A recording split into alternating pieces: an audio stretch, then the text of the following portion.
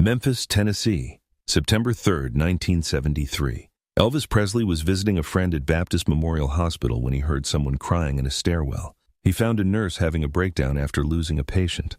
What Elvis sang to her in that empty stairwell, with no audience, no cameras, no microphones, saved her life and changed how she practiced medicine forever. Jennifer Matthews had been a nurse for 7 years.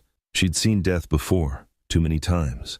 But September 3, 1973, broke something inside her that she didn't know could break. Her shift had started at 6 a.m. By noon, she'd lost 2 patients. The first was an elderly man who'd been fighting cancer. His death was expected, almost peaceful. The second was different. Tommy Harrison was 8 years old. He'd been admitted 3 days earlier with what seemed like a bad flu, but it was meningitis, and it moved fast. Jennifer had been with him when he crashed, had performed CPR until her arms ached, had watched the doctors work frantically to save him. At 11:47 a.m., they called it, Tommy was gone. Jennifer had to be the one to tell Tommy's mother. She'd done this before, delivered terrible news to families, but this time was different. Tommy's mother collapsed in Jennifer's arms, screaming her son's name over and over, and Jennifer held her, feeling like she was drowning in someone else's grief. After Tommy's mother was sedated and taken to a quiet room, Jennifer finished her shift on autopilot. She changed bandages, administered medications, checked vitals, smiled at patients who asked how she was doing. "I'm fine," she lied. "Just tired." Her shift ended at 2 p.m. Jennifer went to the nurse's locker room, grabbed her purse, and headed for the parking lot. But somewhere between the 3rd floor and the exit, she couldn't hold it together anymore. She ducked into a stairwell, empty, cold, echoing, and she broke down. Not quiet tears, full body sobs. 7 years of watching people suffer, 7 years of losing patients, 7 years of pretending she was strong enough for this job, all came pouring out at once. She sat on the stairs, her head in her hands, crying so hard she couldn't breathe. And in that moment, Jennifer Matthews made a decision. She was done. She couldn't be a nurse anymore. She couldn't watch another child die. She couldn't comfort another devastated mother. She was going to quit, and she was never coming back. That's when she heard footsteps on the stairs above her. The man in the stairwell. Jennifer looked up through her tears and saw a man descending the stairs. He was tall, wearing sunglasses and a hat pulled low, clearly trying not to be recognized. But Jennifer recognized him immediately. Elvis Presley. Jennifer knew he sometimes visited friends at Baptist Memorial. The hospital staff had been told to respect his privacy, to let him visit without causing a scene. But she'd never actually seen him before. Elvis stopped when he saw Jennifer crying on the stairs. For a moment, neither of them moved. "I'm sorry," Jennifer said quickly, wiping her eyes. "I didn't mean to block the stairs. I'll move." She started to stand, but Elvis held up his hand. "You don't have to move. Are you okay?" "I'm fine," Jennifer lied again, the automatic nurse response. "Just having a bad day." Elvis sat down on the stair above her, close but not crowding her. He took off his sunglasses, and Jennifer saw genuine concern in his eyes. "You're a nurse?" Elvis asked, gesturing to her uniform. Jennifer nodded, unable to speak without crying again. "Bad shift?" Elvis's voice was gentle, patient. "The worst," Jennifer whispered. "I lost a patient, an 8-year-old boy, and I can't do this anymore. I thought I could, but I can't." Elvis was quiet for a moment. Then he said something that surprised her. "My mom had died in this hospital, 1958. I was upstairs with her, holding her hand. I wasn't ready." "You're never ready." Jennifer looked at him, seeing pain in his face that matched her own. "The nurses who took care of Mama, they were angels," Elvis continued. "They saw her suffering, and they saw mine, and they did everything they could to help. One nurse, I don't even remember her name, she held my hand when Mama took her last breath. Just held my hand so I wouldn't be alone. I never forgot that." "I'm supposed to be strong," Jennifer said, tears flowing again. "I'm supposed to comfort families, not fall apart in stairwells." "Being strong doesn't mean not crying," Elvis said quietly. "It means crying when you need to and then getting back up and trying again." But Elvis could see Jennifer didn't believe him. The question, "Can I ask you something?" Elvis said. Jennifer nodded. "Why did you become a nurse?" Jennifer thought about that. It felt like a lifetime ago, but she remembered. "My little sister had leukemia. She was 6 when she died, and I was 14. The nurses who took care of her, they made her laugh even when she was in pain. They made our family feel less alone. I wanted to do that for other people. I wanted to be someone who made terrible situations a little less terrible." "And have you done that?" Elvis asked. "In your 7 years, have you made terrible situations less terrible?" "I don't know anymore," Jennifer admitted. "All I can see right now is the ones I couldn't save, the ones who died anyway, despite everything I did. Elvis was quiet again, and Jennifer thought maybe he was going to leave, going to let her sit here alone with her grief. But instead, he said something that changed everything. I've been performing for almost 20 years, thousands of shows, millions of people in audiences, and you know what? I can't remember most of them. The shows blend together, the crowds, all look the same. But there are moments, specific moments with specific people that I'll never forget. A little girl in a wheelchair who told me I gave her hope. A man who said my music helped him survive the war. A woman who said my song playing on the radio stopped her from taking her own life. He looked at Jennifer intently. I don't save everyone. My music doesn't reach everyone. Some people hate what I do, but for the ones I do reach, for the ones I do help, that's why I keep going. Not for the millions I might help, for the ones I know I did help. But I lost an 8-year-old today, Jennifer said, her voice breaking. His name was Tommy, and he was so scared, and I couldn't save him. No, Elvis agreed. You couldn't save him, but I bet you were with him. I bet you held his hand. I bet he wasn't alone when he was scared. That's not nothing. That's everything. That's when Elvis did something that saved Jennifer's life. The song. I want to sing something for you, Elvis said. Is that okay? Jennifer looked at him in confusion. Here? In the stairwell? Here, Elvis confirmed. Right here, right now, just for you. He stood up and held out his hand to help Jennifer stand. She took it, and they stood facing each other in the empty hospital stairwell, a nurse who'd lost her faith and a singer who was about to help her find it again. Elvis didn't have a guitar. He didn't have a microphone or a stage or an audience. He just had his voice, and he sang, How Great Thou Art. His voice echoed in the stairwell, rich and powerful and filled with emotion. He sang about God's power, about creation's beauty, about grace that saves. But most importantly, he sang about hope. Hope that transcends suffering, hope that exists even in the darkest moments. Jennifer stood there crying as Elvis sang to her, this private concert in a hospital stairwell, this gift given to someone who desperately needed it. When Elvis reached the chorus, Then sings my soul, my Savior God to thee, something shifted in Jennifer. The crushing weight of Tommy's death didn't disappear, but it lightened slightly. The despair that had been suffocating her loosened its grip just enough for her to breathe. Elvis sang all 3 verses, his voice never wavering, his eyes never leaving Jennifer's face. He wasn't performing. He was ministering, offering comfort the only way he knew how, through music and faith and compassion. When the song ended, the stairwell was silent except for Jennifer's quiet crying, different tears now. Not tears of despair, but of release, of being seen, of being reminded that she wasn't alone. But Elvis wasn't finished yet.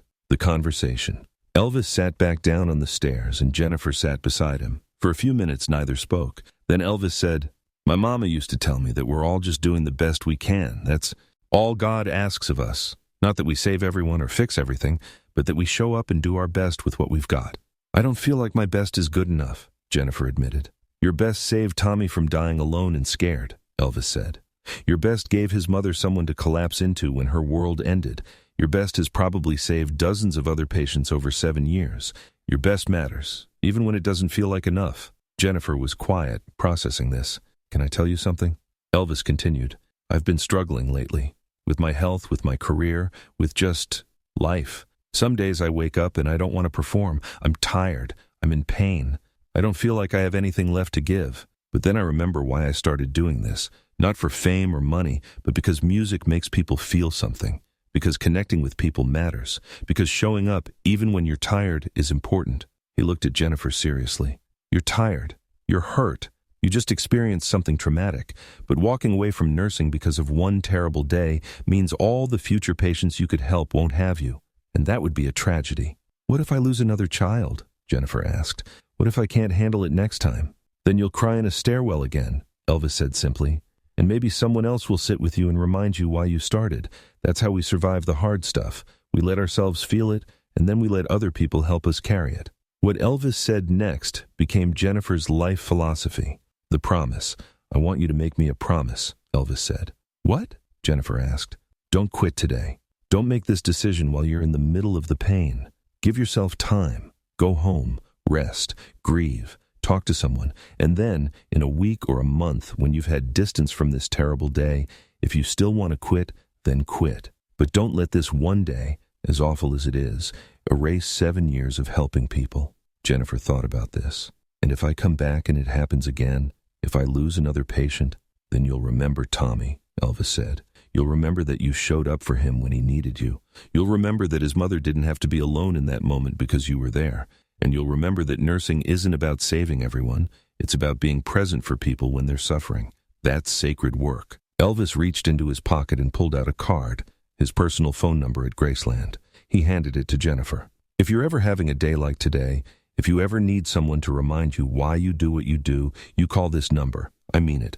You call, and I'll pick up, and I'll remind you that you matter and that your work matters. Jennifer took the card with shaking hands. Why are you doing this? You don't even know me. Because someone did it for me once, Elvis said. When I was young and scared and didn't think I was good enough, someone believed in me. Someone told me to keep going. I'm just passing it forward. What happened next changed Jennifer's entire career. The decision. Jennifer went home that day still carrying Tommy's death, but also carrying Elvis's words in his song. She called in sick for the next 3 days, not because she was physically ill, but because she needed time to process, to grieve, to decide. On the 3rd day, she called the hospital, but not to quit. She called to ask about Tommy's mother, how she was doing, if she needed anything. The hospital social worker told her, Mrs. Harrison asked about you yesterday. She wanted to know the name of the nurse who was with Tommy at the end. She said she remembered you holding her when she couldn't stand, and she wanted to thank you. Something shifted in Jennifer in that moment. Tommy was gone, and nothing could change that. But his mother remembered Jennifer not as the nurse who couldn't save her son, but as the nurse who held her when her world collapsed. Jennifer returned to work the following week. She didn't feel completely healed. Grief doesn't work that way. But she felt different. She felt like maybe Elvis was right. Maybe nursing wasn't about saving everyone. Maybe it was about being present for people in their darkest moments. She kept Elvis's card in her uniform pocket every single day for the rest of her career. She never called it. She didn't need to.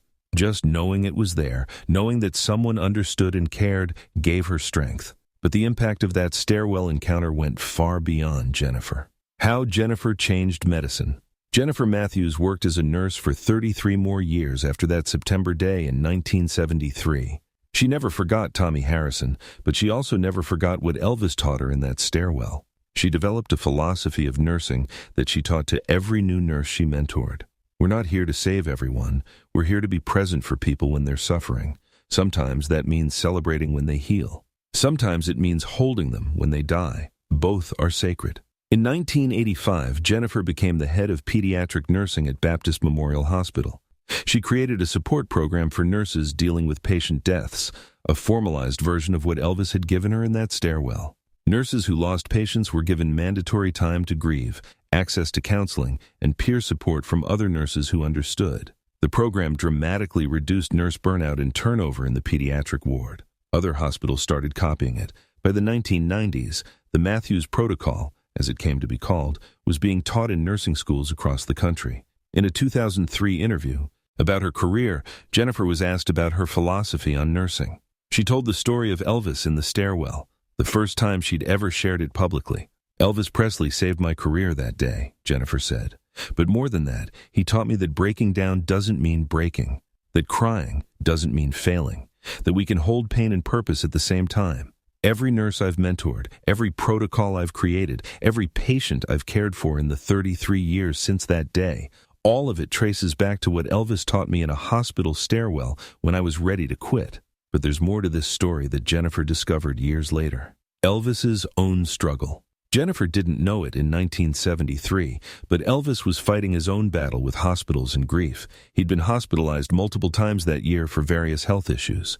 He was struggling with prescription drug dependency. He was exhausted from touring and performing. When Elvis found Jennifer crying in that stairwell, he wasn't just comforting a stranger. He was working through his own pain, his own questions about whether he should keep going, whether anything he was doing mattered anymore. After Elvis died in 1977, Joe Esposito published some of Elvis's private journals. One entry from September 1973 stood out to Jennifer when she read it years later. Today I visited a friend at Baptist Memorial.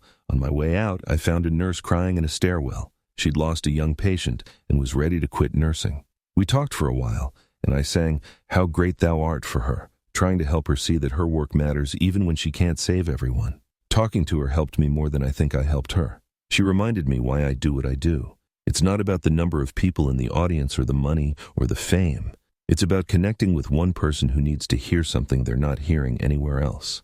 That nurse is going to save a lot of lives if she doesn't quit. I hope she doesn't quit. I hope I said the right things to help her keep going, because watching her care so much about her patients, even when it breaks her heart, that's what real strength looks like. That's what I want to be. When Jennifer read this entry in Joe's book, she cried for hours. Elvis had been struggling that day too. They'd both been broken people in a stairwell, helping each other find reasons to keep going. The ripple effects of that encounter continued for decades. The nurses Elvis inspired. After Jennifer shared her story publicly in 2003, hundreds of nurses reached out to her with their own stories of Elvis showing them unexpected kindness during his hospital visits. Nurse Patricia Johnson from Los Angeles. Elvis was visiting a friend at our hospital in 1975. I was overwhelmed with my patient load, stressed and near tears. Elvis saw me in the hallway and asked if I was okay. I told him I was fine, just busy. He said, "You're doing important work. Don't forget that." Just those words from a stranger gave me the boost I needed to get through that shift. Nurse Robert Chen from New York. I met Elvis once at a hospital charity event.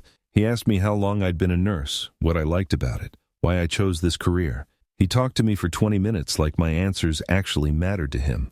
I was nobody, just one nurse in a crowd of people trying to meet him, but he made me feel like I was somebody. Nurse Maria Rodriguez from Memphis. Elvis came to Baptist Memorial frequently in the mid-70s. I saw him many times and he always acknowledged the nurses, always thanked us for what we did. Most visitors look right through us. We're invisible to them. But Elvis saw us. He knew our work was hard and he respected it. These stories revealed something important. Jennifer's stairwell encounter wasn't an isolated incident. Elvis had a pattern of seeing and acknowledging healthcare workers, of understanding that their work was difficult and important, of taking time to encourage them even when he was struggling himself. But the most powerful legacy came from the nurses Jennifer trained. The stairwell tradition.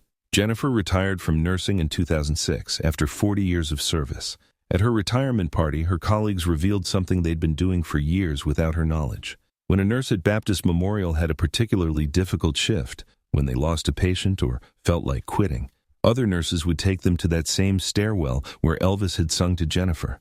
They'd sit with them, let them cry, and then they'd remind them, "You're doing sacred work. You're being present for people in their darkest moments. That matters." Some nurses sang, "How great thou art." Others just sat in supportive silence.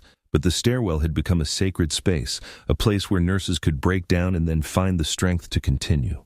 "You started something here, Jennifer," said Dr. Amanda Mills, the head of pediatrics. "You taught us that it's okay to be broken by this work, that feeling deeply isn't a weakness. It's why we're good at what we do. Elvis taught you that in 1973, and you've been teaching us ever since." Baptist Memorial Hospital eventually installed a small plaque in that stairwell. It reads, "In this space, September 1973, Elvis Presley sang to a nurse who was ready to quit. His kindness saved her career and changed how we care for caregivers. This stairwell is a reminder. Those who care for others must also be cared for." The stairwell is now known informally as the Singing Stairs, and new nurses at Baptist Memorial are told the story during their orientation. It's become part of the hospital's culture, a reminder that healthcare workers are human, that they need support, that breaking down doesn't mean breaking. And there's one final revelation about what that day meant to Elvis: the last performance. On August 16, 1977, the day Elvis died, investigators found a note in his bedroom at Graceland. It was undated, written in Elvis's handwriting, and it said, "Moments that mattered. Mama holding me when I was scared. The day I recorded my first song, meeting Priscilla. Lisa Marie being born. The nurse in the stairwell. 1973. Every time I helped someone who needed help." That note, kept private by the Presley family for decades, revealed something profound. In a life filled with historic moments, performing for millions, meeting presidents, breaking records, Elvis counted a private moment with a crying nurse in a hospital stairwell as one of the moments that mattered most. Priscilla Presley explained why in a 2010 interview, Elvis struggled with whether his life had meaning beyond entertainment. He wondered if anything he did really mattered. But when he connected with people one-on-one, when he helped someone who was hurting, that's when he felt like his life had purpose. That nurse in the stairwell needed him, and he needed to be needed. They saved each other that day. The story of Elvis and Jennifer Matthews in that hospital stairwell teaches us something crucial about human connection and purpose. Jennifer was ready to quit nursing, to walk away from her calling because one terrible day had overwhelmed her. Elvis was struggling with his own demons, questioning whether anything he did mattered. They met by accident in a stairwell, two broken people, and they saved each other.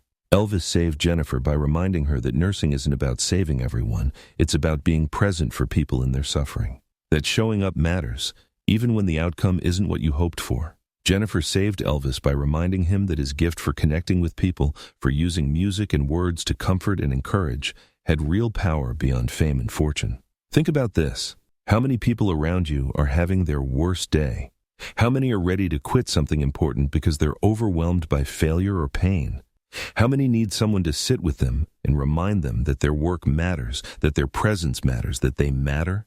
You don't need to be Elvis Presley to do what he did in that stairwell.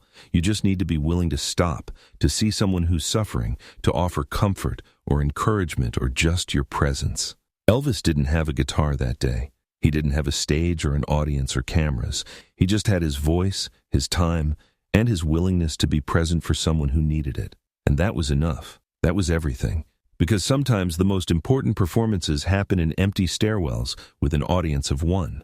Elvis froze on stage once as a child, and someone chose to believe in him. In a hospital stairwell in 1973, he used his voice to save a nurse's career, and in doing so, changed healthcare for thousands of patients over 40 years. Subscribe to Elvis Presley Legacy Stories to discover more moments that prove the greatest acts happen when no one's watching. Share this story with someone who works in healthcare, who's struggling with compassion fatigue, who needs to be reminded that their work matters even on the hardest days. And if you see someone breaking down in a stairwell or a hallway or anywhere, stop. Sit with them. Remind them they're not alone, because that's what love looks like. That's what healing sounds like. That's what it means to show up for someone who desperately needs to be seen. You don't need a stage or a microphone. You just need to be willing to sing or speak or listen in the moments when someone needs it most.